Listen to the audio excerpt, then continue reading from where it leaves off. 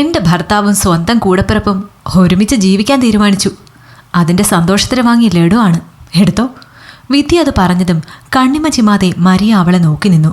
ലഡു ഇരിക്കുന്ന ആ കവർ മരിയയുടെ കൈകളിൽ ഇരുന്ന് വിറച്ചു. ചുറ്റുമുള്ള ഹോസ്പിറ്റൽ ഇടനാഴിയിലെ ബഹളങ്ങളൊന്നും മരിയ കേൾക്കുന്നുണ്ടായിരുന്നില്ല. വിദ്യയുടെ മുഖത്ത് ഒരു തരം മരവിച്ച ചിരിയായിരുന്നു. അവൾക്കിനി തന്നോട് തമാശ പറയുകയാണോ എന്ന് കരുതി നോക്കിയ മരിയയ്ക്ക് തെറ്റി. ആ കണ്ണുകളിൽ കനലെരിയുന്നുണ്ടായിരുന്നു. ഗൾഫിലെ പ്രശസ്തമായ ആ ഹോസ്പിറ്റലിൽ നഴ്സുമാരാണ് രണ്ടുപേരും. മലയാളികളായതുകൊണ്ട് തന്നെ അവർക്കിടയിൽ സഹോദരിമാരെ പോലെയുള്ള ബന്ധമായിരുന്നു. വിദ്യയെ എല്ലാവർക്കും അറിയാം. അങ്ങേയറ്റം പിശുക്കിയായ, സ്വന്തം കാര്യത്തിന് 1 രൂപ പോലും ചെലവാക്കാത്ത പെണ്ണ്. ഒരു മുട്ടായി പോലും ആർക്കും വാങ്ങിത്തരാത്തവളാണ് അവൾ. കിട്ടുന്ന ഓരോ ദിർഹവും കൃത്യമായി നാട്ടിലേക്ക് അയക്കും. അങ്ങനെയുള്ളവളാണ് ഇന്നൊരു വലിയ പാക്കറ്റ് ലഡുവുമായി ഡ്യൂട്ടിക്ക് വന്നിരിക്കുന്നത്.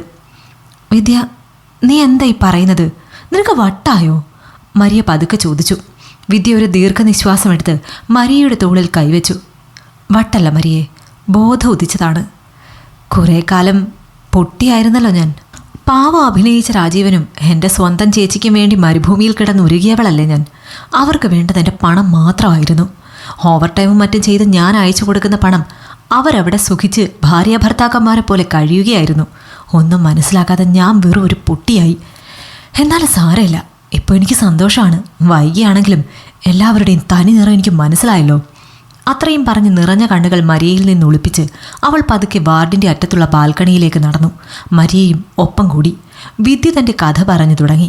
3 വർഷം മുമ്പാണ് വിദ്യ ആദ്യമായി ഈ മണ്ണിൽ കാലുകുത്തിയത്. അന്ന് നാട്ടിൽ അവളുടെ മോന് വെറും 3 വയസ്സ്. ഭർത്താവ് രാജീവ് അവളെ വിട്ടുപിരിയാൻ സമ്മതിക്കാതെ കെട്ടിപ്പിടിച്ച് കരഞ്ഞത് ഇപ്പോഴും വിദ്യയുടെ ഓർമ്മയിലുണ്ട്. നീ പോകണ്ട വിദ്യേ, നമുക്ക് ഈ ദാരിദ്ര്യത്തിൽ ഇങ്ങനെ കഴിഞ്ഞുകൂടാ.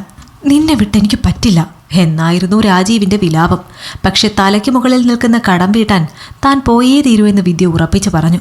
അറിയാത്ത ബിസിനസ് ചെയ്ത് രാജീവ് തന്നെ വരുത്തിവെച്ച കടമായിരുന്നു.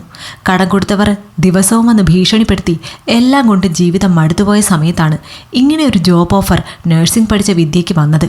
അവൾക്കത് തട്ടിക്കളയാൻ തോന്നിയില്ല. വിവാഹം കഴിഞ്ഞ് അധികം വൈകാതെ ഭർത്താവ് മരിച്ച തൻ്റെ ജ്യേഷ്ഠത്തി ദിവ്യയോട് കുഞ്ഞിനെ നോക്കാൻ ഏൽപ്പിച്ചാണ് അവൾ വിമാനം കയറിയത്. 3 വയസ്സുള്ള കുഞ്ഞിനെ ദിവ്യ ഒരു അമ്മയെപ്പോലെ നോക്കിക്കോളുമെന്ന് കരുതി വേറെ ഒന്നും അവൾ ചിന്തിച്ചിരുന്നില്ല. അതായിരുന്നു അവൾ ചെയ്ത ഏറ്റവും വലിയ വിഡ്ഢിത്തരമെന്ന് ഇന്നവൾ തിരിച്ചറിയുന്നു. ദിവ്യേച്ചി പാവമാണെന്നാ ഞാൻ കരുതിയത് മരിയേ. അവൾക്കൊരു കൂട്ടില്ലല്ലോ എന്ന് കരുതിയാണ് ഞാൻ അവളെ വീട്ടിലേക്ക് വിളിച്ചു നിർത്തിയത്. എൻ്റെ മകനെ നോക്കാൻ അവളെക്കാൾ വിശ്വസിക്കാൻ കൊള്ളാവുന്ന മറ്റാരുണ്ട് എന്നായിരുന്നു എൻ്റെ ചിന്ത. വിദ്യയുടെ സ്വരം ഇടറി. ആദ്യമൊക്കെ നാട്ടിൽ നിന്ന് രാജീവ് വിളിക്കുമ്പോൾ വാചാലനാകുമായിരുന്നു. വിദ്യയെ ദിവ്യ ഉള്ളതുകൊണ്ട് കുഞ്ഞിൻ്റെ കാര്യം എനിക്ക് നോക്കണ്ട, അമ്മയും അവളും കൂടെ അവനെ നന്നായി നോക്കുന്നുണ്ട് എന്നൊക്കെ കേൾക്കുമ്പോൾ വിദ്യയ്ക്ക് സമാധാനമായിരുന്നു. അതുകൊണ്ട് തന്നെ ഓവറോൾ ഡ്യൂട്ടി എടുത്തും ഉറക്കമിളച്ചും അവൾ പണം ഉണ്ടാക്കി നാട്ടിലേക്ക് അയച്ചു കൊടുത്തുകൊണ്ടിരുന്നു. കഴിഞ്ഞ ദിവസം ഞാൻ ആരോടും പറയാതെ നാട്ടിലേക്ക് പോയത് അവർക്കൊരു സർപ്രൈസ് കൊടുക്കാനായിരുന്നു. രാജീവിനും മോനും വരാനുള്ള വിസയും പാസ്പോർട്ടും ഒക്കെ റെഡിയാക്കിയായിരുന്നു ഞാൻ. അവരെ ഇങ്ങോട്ട് കൊണ്ടുപോരാ എന്ന സന്തോഷത്തിലായിരുന്നു ഞാൻ വീട്ടുമുറ്റത്തെത്തിയത്. വിദ്യ തുടർന്നു. വീടിൻ്റെ ഉമ്മറത്തെത്തിയപ്പോൾ കണ്ട കാഴ്ച അവളെ തളർത്തി കളഞ്ഞു. തൻ്റെ സ്ഥാനത്ത് ചേച്ചി ആ വീട്ടിലെ അധികാരിയായി മാറിയിരിക്കുന്നു. രാജീവിൻ്റെ അമ്മയ്ക്കും അവളായിരുന്നു ഇപ്പോൾ പ്രിയപ്പെട്ടവൾ. വിദ്യ അയച്ച പണം കൊണ്ട് അവർ സുഖമായി ജീവിക്കുന്നു. ഒരന്യയെപ്പോലെ വിദ്യ വാതുക്കൽ നിന്നു. നീ എന്തിനാ ഇപ്പോൾ വന്നത് വിദ്യയെ? ഒന്ന് വിളിച്ചു പറഞ്ഞിട്ട് വരായിരുന്നില്ലേ എന്നായിരുന്നു തന്നെ കണ്ടപ്പോൾ രാജീവിൻ്റെ ആദ്യ ചോദ്യം. സ്നേഹപ്രകടനങ്ങൾക്ക് പകരം അവിടെ കണ്ടത് ഭയമായിരുന്നു. വിദ്യയെല്ലാം പെട്ടെന്ന് മനസ്സിലാക്കി. തന്നെക്കാൾ അധികം രാജീവിനെ സ്നേഹിക്കുന്നത് ദിവ്യയാണെന്നും അവർ ഒന്നിച്ച് ജീവിക്കാൻ തീരുമാനിച്ചുവെന്നും വിദ്യയുടെ മുഖത്ത് നോക്കി പറയാൻ അവർക്ക് മടിയുണ്ടായിരുന്നില്ല. ദിവ്യ കരഞ്ഞു പറഞ്ഞു, വിധി, നീ അവിടെ സുഖമായി ജോലി ചെയ്ത് പണം ഉണ്ടാക്കുന്നുണ്ടല്ലോ. എനിക്കിവിടെ ഇങ്ങനെയൊക്കെയല്ലേ പറ്റൂ.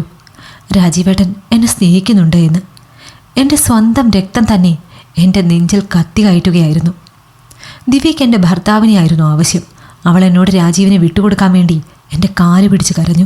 പക്ഷെ അപ്പോഴും എൻ്റെ ഭർത്താവ് അഭിനയിച്ചെന്നെ തോൽപ്പിച്ചു. അയാൾക്ക് എൻ്റെ പണം വേണമെന്ന് അതോടെ എനിക്ക് മനസ്സിലായി. രാജീവ് പിന്നീട് പിന്നാലെ നടന്ന് കരഞ്ഞു. അതൊക്കെ ദിവ്യ ഓരോന്ന് പറഞ്ഞെന്നെ വശീകരിച്ചതാണ് വിദ്യയെ. എനിക്ക് നിന്നെയാണ് ഇഷ്ടം എന്ന് പറഞ്ഞ് കാല് പിടിച്ചു. വിദ്യ ഒന്ന് പുച്ഛിച്ച് ചിരിച്ചു. അയാൾക്ക് എന്നോട് യഥാർത്ഥ സ്നേഹം ഉണ്ടായിരുന്നെങ്കിൽ ആര് വന്ന് വശീകരിച്ചാലും അയാൾ വീഴില്ലായിരുന്നു മരിയെ. അവർക്ക് വേണ്ടി ഇവിടെ പണിയെടുത്ത എന്നെക്കുറിച്ച് ഒരു നിമിഷം ആലോചിച്ചിരുന്നെങ്കിൽ അയാൾ ഇത് ചെയ്യില്ലായിരുന്നു. അതുകൊണ്ട് ഞാൻ ആരോടും ക്ഷമിക്കാൻ തയ്യാറായില്ല. ഒരു കൂട്ടിനു വേണ്ടി എന്നെ ചതിച്ച കൂടപ്പിറപ്പിനോടും എൻ്റെ പണം കിട്ടാൻ വേണ്ടി എന്ത് കളവും പറയാൻ തയ്യാറായ ഭർത്താവിനോടും ഒന്നും ഇനിയും സോഫ്റ്റ് കോൺ കാണിക്കാൻ എനിക്ക് തോന്നിയില്ല. പിന്നെ അയാൾ അവസാനത്തെ അടവെടുത്തു, എൻ്റെ കുഞ്ഞിനെ തരില്ല എനിക്കെന്ന്. വിദ്യ ആകെ തകർന്നിരുന്നു. മരിയ അവളെ കെട്ടിപ്പിടിച്ചു. ഇത്ര വലിയ പ്രശ്നത്തിന് ശേഷമാണ് അവൾ ഇവിടെ വന്നു നിൽക്കുന്നത് എന്ന് മരിയയ്ക്ക് അറിയില്ലായിരുന്നു. പിന്നീടാണ് വിദ്യ തൻ്റെ മകനെ ബലമായി പിടിച്ചു വാങ്ങി അന്ന് തന്നെ അവിടെ നിന്നിറങ്ങി. ഇപ്പോൾ ഗൾഫിലേക്ക് തിരിച്ചു വന്നിരിക്കുന്നത് കുഞ്ഞിനെയും കൊണ്ടാണ് എന്നെല്ലാം മരിയ അറിഞ്ഞത്. തൻ്റെ അധ്വാനം കൊണ്ടുണ്ടാക്കിയ വീട്ടിൽ നിന്ന് അവരെ ഇറക്കി വിടാനോ കേസ് കൊടുക്കാനോ അവൾ നിന്നില്ല. പകരം തൻ്റെ സമ്പാദ്യവും കുഞ്ഞിനെയും കൊണ്ട് അവൾ നേരെ എയർപോർട്ടിലേക്ക് തിരിച്ചു. ഇപ്പോൾ എൻ്റെ കൂടെ എൻ്റെ മോനുണ്ട്. അവരെ ഞാൻ ഇവിടുത്തെ ഒരു നല്ല ഡേ കെയറിൽ ചേർത്തു. ഇനി ആരുമില്ല ഞങ്ങൾക്ക്. അവർ രണ്ടുപേരും അവിടെ അടിച്ചു പൊളിച്ച് ജീവിക്കട്ടെ. ഞാൻ അയക്കുന്ന പണമില്ലാതെ അവർ എങ്ങനെ ജീവിക്കുമെന്ന് എനിക്ക് കാണണം. എന്തായാലും ഇത്തവണത്തെ നാട്ടിൽ പോക്ക് എനിക്ക് വലിയ അനുഗ്രഹം തന്നെയായിരുന്നു. ഒരു വലിയ കുഴിയിൽ നിന്നാണ് ഞാനിപ്പോൾ രക്ഷപ്പെട്ടത്. അതുകൊണ്ടാണ് ഞാൻ ഈ ലഡു വാങ്ങിയത്. വിദ്യ ലഡു പാക്കറ്റിൽ നിന്ന് ഒന്നെടുത്ത് മരിയയുടെ വായിൽ വെച്ച് കൊടുത്തു. കഴിക്കും മരിയേ, ഇതൊരു പുതിയ തുടക്കത്തിൻ്റെ സന്തോഷമാണ്. ഇനി ഞാൻ എനിക്ക് വേണ്ടി എൻ്റെ മകന് വേണ്ടി മാത്രമേ ജീവിക്കൂ, വേറെ ആർക്കും വേണ്ടിയല്ല.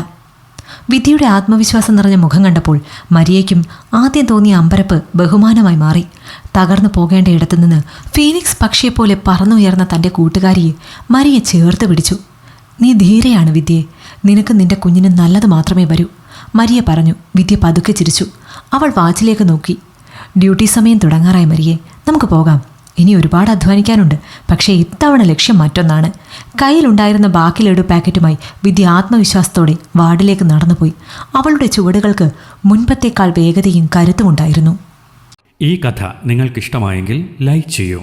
നിങ്ങളുടെ അഭിപ്രായങ്ങൾ കമൻ്റായി രേഖപ്പെടുത്തൂ. കൂടുതൽ കഥകൾ കേൾക്കാൻ ഈ ചാനൽ സബ്സ്ക്രൈബ് ചെയ്യൂ.